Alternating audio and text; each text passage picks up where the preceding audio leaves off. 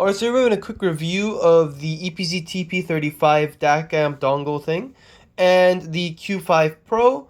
These were both sent to me by EPZ for review, so big thank you to them. The dongle retails for around $60 and the Q5 Pro retails for around $55. So let's get into this. In the description, if you want to go to the Q5 Pro review, I'll have it like a, what do you call it, timestamp in the description for going directly to this. Anyway, so let's start with the DAC amp real quick, and then we'll move on to the IM. So here's the TP35 Pro. As I said, this does retail for around $60. Here's information about the unit itself, you know, all that. We have a QC card, and we have the unit itself. Oh, and underneath the foam, we have the cable and the USB-C to USB-A adapter. Alright, so let's start off with the build. The build of the unit itself is fantastic. It's an all-metal build. I really like how it looks. I mean, you can see also the circuitry inside through this little window here. Plastic window, I think. And yeah, overall build is nice. The buttons are nice. They feel good. They're good quality buttons from what I can tell. I would prefer a like little knob, but I mean, I can't complain at this price. It's overall very well built for the price of $60. It comes with a 4.4 balanced and a 3.5 single-ended, and it is through USB-C. That's pretty much it for the build. The cable for the dongle is good quality as well. It is the exact same cable that comes with the Q1 Pro, if you saw my review on that, or you've seen one of those sets. It is a good quality cable, and overall, yeah, no issues. So you just plug this into here, and then plug this into the device that you desire to use this with. Overall, the sound quality was very good for $60. I actually really like this. I used this for around a week so far, maybe a little bit more than a week. As a daily driver with my Super Mix 4, Simgot Super Mix 4.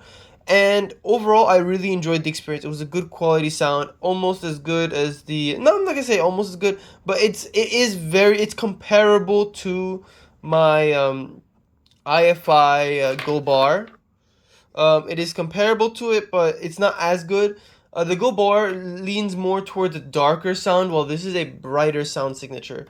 Brighter to the extent where I actually didn't like how it paired with the Q5 Pro, surprisingly.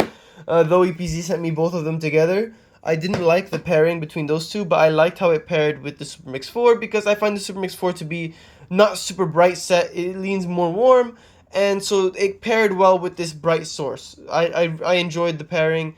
The power was good. Through single-ended, it was getting loud enough, but it won't become loud enough to blow your ears off. So you would want to use the balancer for that if you want to blow your ears out. Overall, good quality build, great sound. Overall, I had no issues with the sound quality. Everything is really solid for $60. I mean, I can recommend this for sure. Good power, good build, solid. It's a solid unit.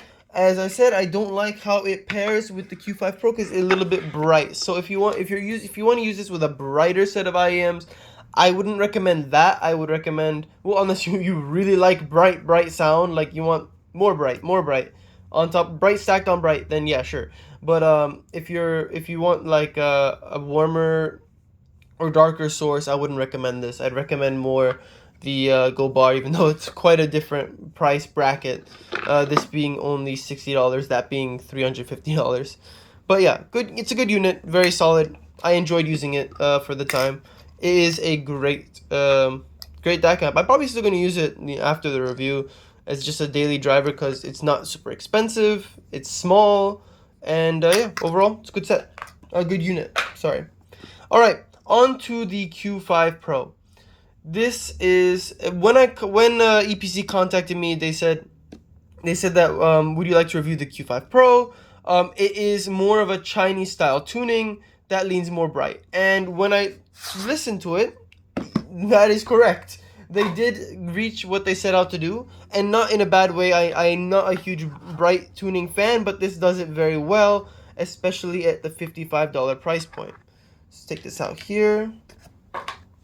Take the accessory box out. Has the case, and here we have microfiber cloth and a booklet of stuff you don't care about. Let's take that away. And let's move this box to the side. Alright, case is really nice. I like this case, not because, you know, it's like the best quality thing in the world, but I really like the size of it.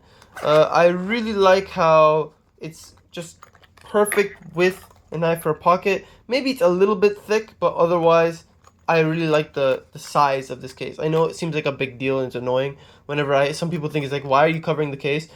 Because I want to use the case outside. If I want to use it outside, I want to put it in my pocket, and a lot of cases are just not pocketable. Like, I recently got another IEM. I was like, what is this case? What is this? Where am I going to put this? The actual IEM fits in this much of the case. I don't need something this big. So having a proper size case, I like having a correct size case with my IEMs. Anyway, here are the tips. They were solid tips, good quality, very standard for, you know, most IEMs. And yeah, let's get on to the actual unit itself. It is a 2-pin IEM. Here it is. It is very small, very compact, and very comfortable. I really like the comfort on these. I can wear these for a very long period of time with no discomfort at all. They do look nice. They're not like exactly my design. I don't really like this color of like bronze. Isn't really my thing. But it's not a bad looking set. It looks fine. Looks good. I mean, I actually preferred the way the Q5 Pro looks, but this is a very different look to it. This is a very, but again, I want to repeat, this is a very small and comfortable set. Like, one of the most comfortable I have and ever used, really. It's barely noticeable in your ear, so that's a huge plus for a lot of people, including me, where I have really small ears, and these fit me very well. Anyway, it is an all resin with the metal nozzle. Build quality is fine. It feels, I won't say it feels like super expensive, but it doesn't feel cheap. For $55, it's perfectly great build quality. Now let's talk about the cable real quick. The cable is something that I'm not as fond of. It's fine. It's a good cable, actually. It's not a problem at all. Like, it's not a bad thing, but I preferred the cable that came with the Q1 Pro, which is cheaper.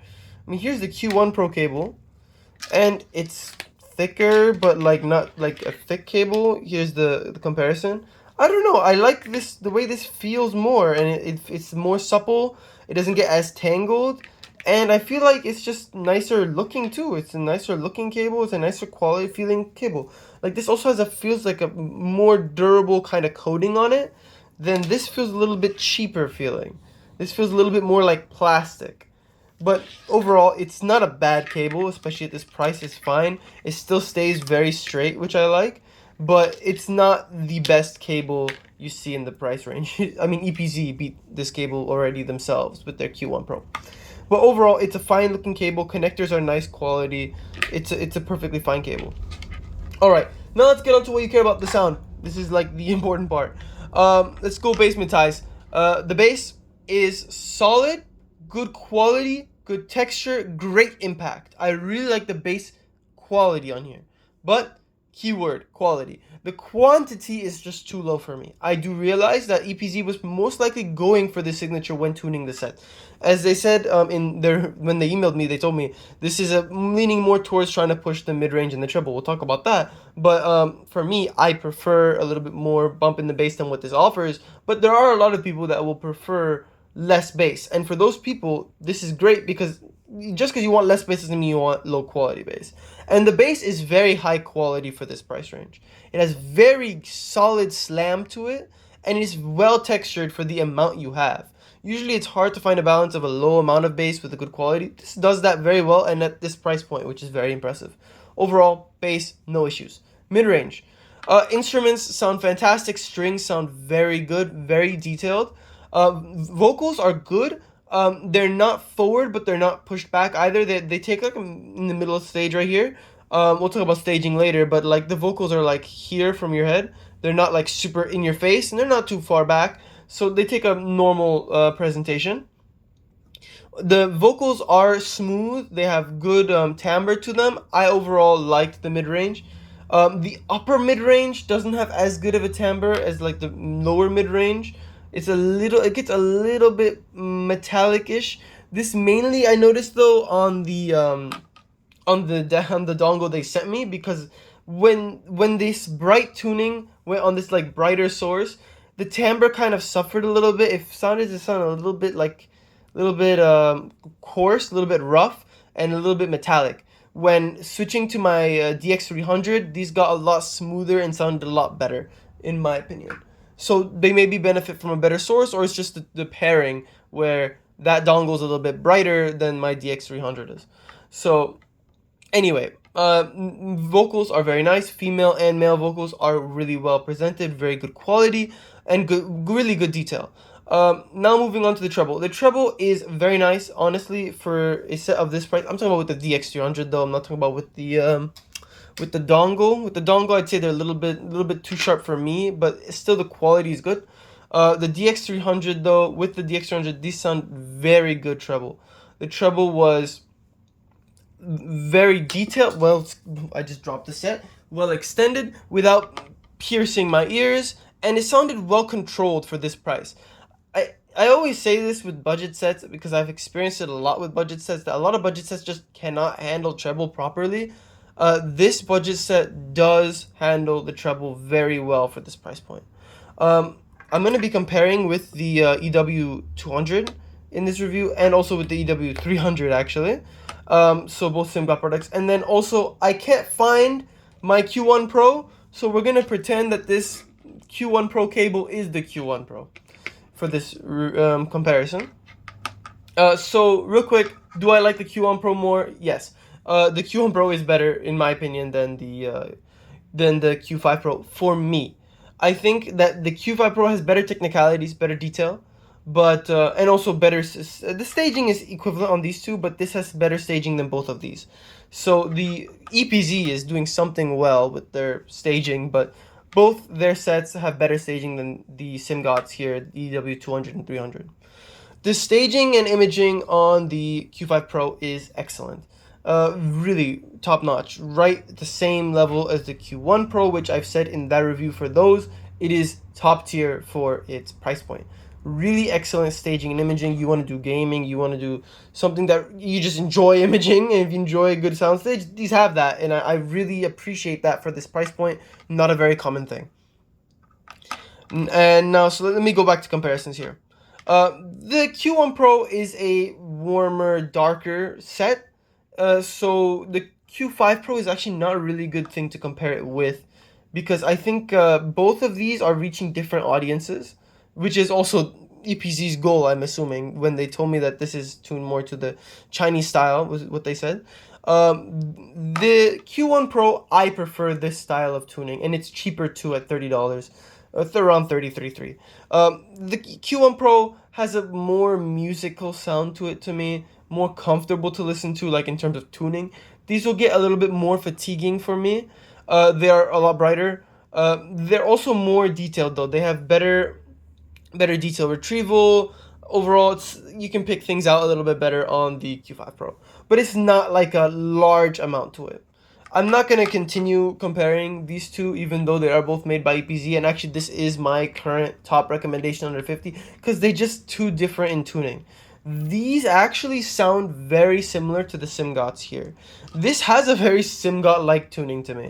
So let's put this cable to the side, which is definitely the Q1 Pro. You saw the Q1 Pro there. Let's compare the Simgot EW200 and the EW300 with the Q5 Pro here. So I found that the tuning of the Q5 Pro to be very more similar even to the EW300 than the 200. I'd say that if I was choosing between these two just right off the bat, I would choose the Q5 Pro. But if I was choosing between the EW300 and the Q5 Pro, I would choose the EW300. But this is a $90 set. These are around $50, $55. So it's almost double the price. So it's not a very fair thing to say. These are closer in price, with EW200 being $40, I believe. So let's talk the treble real quick. Treble quality is better. I'll just say it is the worst on the EW200, then with the Q5 Pro, and then with the EW300. It's just matching with the price points, which is just coincidental, honestly. But that's just the way the treble is with these sets. The treble's best controlled and best quality on the EW300 because it just has that very clean, like very clean, detailed treble where it doesn't get as like harsh and doesn't have that slight coarseness that these do have. On both sources, they have a slight coarseness to it, but it's just not there on the EW300. I'm losing my voice here, sorry. All right, bass. The bass quality is the best on the EW300, bar none. Far better than these two. Bass quality then goes to the Q5 Pro and then goes to the EW200. Mid-range, I'd prefer mostly on... I think it's tied with both of these. The mid-range is very good quality on here, but the mid-range is more forward on the EW300. I'd say overall, the Q5 Pro almost felt like a strictly better EW200 because the tuning is pretty similar. I'd say the mid-range is a little bit more forward on the EW200, and the stage is a lot smaller on the EW200. Technicality-wise, also the Q5 Pro beats it out in my opinion. So overall, if you are choosing between these two, which they're a similar price point, similar tuning, I'd say the Q5 Pro is probably your best bet. In terms of bass, mid-range, treble, I think the treble I'd say is around tied between the quality of these, but a little bit better on here. It's just a little bit more refined on the Q5 Pro, while here can be a little bit sharper. But the mid-range is better in my opinion on the Q5 Pro, though it's more forward if you like a more forward mid-range on the EW200. The bass, there is a little bit more bass on the EW200 than these. They're both quite bass light, which is why so this tuning is very similar. Overall, can I recommend the Q5 Pro? Absolutely. They are a very comfortable set. They're a really good sounding set for this tuning. This tuning is not for me, so if I personally would get it, no. But if you're looking for this kind of tuning, if you like the Simgot EW200 and EW300 tuning, and if you like an overall brighter bass light tuning, this is a great set. Very comfortable, great sounding. Overall, can I recommend this set? Absolutely. That's about it. See ya.